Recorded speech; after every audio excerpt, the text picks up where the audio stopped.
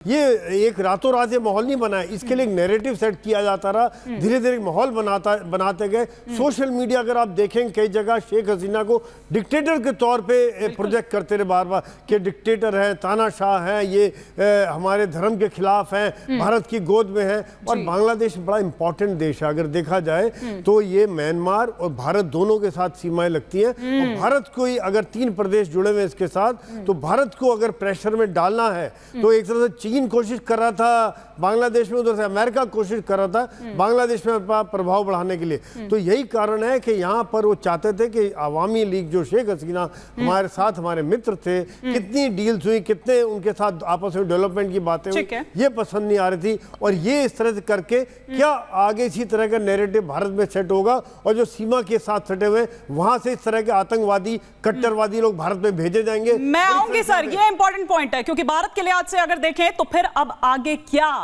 कई तरह के सवाल खड़े हो रहे हैं, उन पर भी मैं आऊंगी। लेकिन शेख हसीना अब आगे क्या करेंगी, ये सिलसिलेवार तरीके से फटाफट से ग्राफिक्स के जरिए आपको बताते हैं कि विदेश में नए सिरे से वापसी की एक रणनीति बनाएगी, क्या हम ये देखेंगे, या ब्रिटेन में शरण लेने की कोशिश करेंगे। ब्रिटेन में शरण ना मिलने पर यूरोप एक ऑप्शन उनके पास है, वो विकल्प है। फिनलैंड समेत कुछ देशों से बात हो रही है, लेकिन क्या हम देखें कि अब आगे वो क्या उनके पास ऑप्शन है, वो ऑप्शन हमने दिखाए, क्या वो उनकी रणनीति होगी, ये देखने वाली बात होगी। लेकिन इस बीच शेख हसीना के बेटे का एक बड़ा दावा सामने आता है। शेख हसीना के बेटे का सजीब वाजिद जॉय जो हैं, वो क्या दावा करते हैं कि अब राजनीति से संन्यास ले लेंगी शेख हसीना। बांग्लादेश में जो कुछ हुआ उससे हम बहुत निराश हैं। जब शेख हसीना ने देश की सत्ता संभाली थी, देश में बहुत भ्रष्टाचार था, देश गरीब हुआ करता था, लेकिन मां ने बांग्लादेश को एशिया के उभरते देशों में वो लेकर आए। बांग्लादेश की तरक्की रोकने के लिए विदेशी ताकतों का हाथ है। बांग्लादेश में हिंसा के पीछे बीएनपी और जमात इस्लामी जो जमात है उसका हाथ है। मां ने देश को उग्रवादियों, आतंकवाद से सुरक्षित रखा। और आपको याद होगा कि आरक्षण का ये जो मुद्दा जब शुरू हुआ था तो वो किस तरह से धधका जब उनको आतंकवादी कह दिया गया था, जब उनको देशद्रोही कह दिया गया था, और ये माना जा रहा था दरअसल वो एक ट्रिगर पॉइंट था, वहां से उनको एक मौका मिला, वो माहौल फिर उस तरह से बना, वहां से और आग भड़की और ये कहा गया कि अब ये माहौल जो है ये शेख हसीना के खिलाफ तैयार हो रहा है। लेकिन अल्पसंख्यक विपक्ष उग्रवादियों ने सत्ता हासिल की। अब बांग्लादेश के लोग ऐसे ही नेतृत्व के हकदार हैं।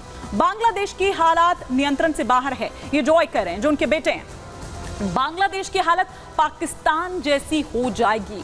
पाकिस्तान, तालिबान, आप श्रीलंका कहिए कि किस तरह से वो जो तस्वीरें सामने निकल कर आ रही है वो बिल्कुल वही तालिबान पर जब आप देखिए कि किस तरीके से उसने जब कब्जा किया था अफगानिस्तान पर, तो ऐसी हालात, ऐसी तस्वीरें वहां से निकलकर सामने आई थी। आपने श्रीलंका से भी देखा होगा कि इसी तरह की तस्वीरें सामने निकल कर आई।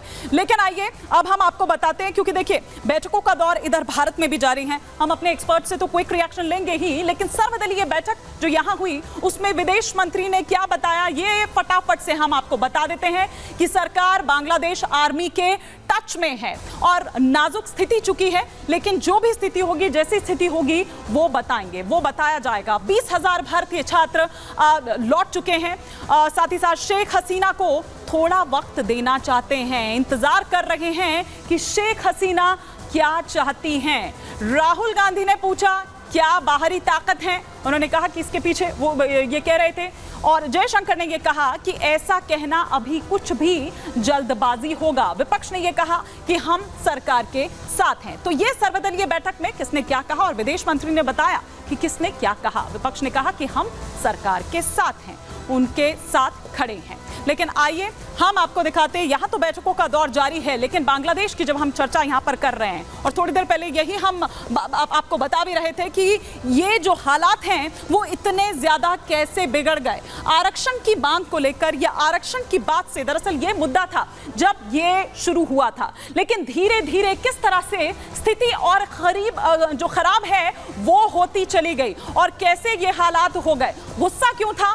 रिजर्वेशन पर फैसले के खिलाफ दरअसल ये जो गुस्सा है वो निकलकर सामने आया था। इसके अलावा सरकारी नौकरियों में जो 30% कोटा है ये इसके खिलाफ गुस्सा था। और साथ ही साथ 1971 जंग में शामिल जो लोग हैं उनके परिजनों को, उनके जो नाती पोते हैं उनको भी उसमें शामिल कर लिया जाता है। ये दरअसल था उनका ये कहना था कि भाई मेरिट के आधार पर होना चाहिए, क्यों बार बार उनको दिया जाए। ठीक है, जो उन्होंने किया वो किया, लेकिन अब जो उनके नाती पोते बाकी जिन लोगों को शामिल कर लिया गया है वो आखिर क्यों किया गया है। रिजर्वेशन कोटा 30% से घटाकर 7% कर दिया गया। शेख हसीना का इस्तीफा उसके बाद होता है, ये टर्निंग पॉइंट जब यहां पर आता है और वो देश छोड़कर निकल जाती हैं। 45 मिनट का समय उनको दिया जाता है, ये अल्टीमेटम उनको दिया जाता है कि आप छोड़ दीजिए बांग्लादेश को। इतना ही नहीं बल्कि उससे पहले वो अपनी आवाम के नाम, वो अपने जो नागरिक हैं उनके नाम, वो दरअसल एक संदेश भी, वो एक भाषण जो है वो रिकॉर्ड करना चाहती थी, लेकिन वो उनको रिकॉर्ड करने नहीं दिया गया। बीच में ही उनको ये अल्टीमेटम दे दिया जाता है। तो मतलब जो 15 साल सत्ता पर काबिज रहती हैं, जो शासन करती हैं, उनको 45 मिनट में कह दिया जाता है कि आप छोड़ दीजिए। और ये ढाका की तस्वीरें हम आपको दिखा रहे हैं, जहां पर बंगबंधु, जहां पर शेख मुजीबुर की मूर्ति को किस तरह से ध्वस्त किया जाता है, ये आपने देखा। ये तस्वीरें हम आपको दिखा रहे हैं। पहले सुबह के वक्त की भी तस्वीर हमने आपको दिखाई थी, जब हथौड़ा लेकर वहां पर पहुंचे हुए थे।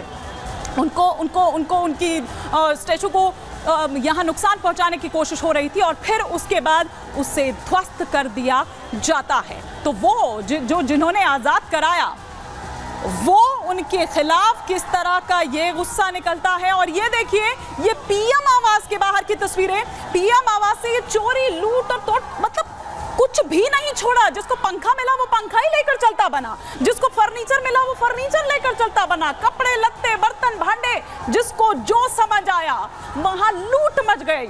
आप देखिए कि क्या स्थिति उस वक्त हो गई थी, क्या स्थिति। कोई खाने का सामान लेकर भाग रहा है, कोई पंखा लेकर, यहाँ देखिए आप, कोई टीवी लेकर, कुर्सी लेकर। आप देखिए कि क्या स्थिति। ये एक बड़ा चैलेंज है, ये एक बड़ा चैलेंज है जो हम यहाँ आपको तस्वीरें दिखा रहे हैं।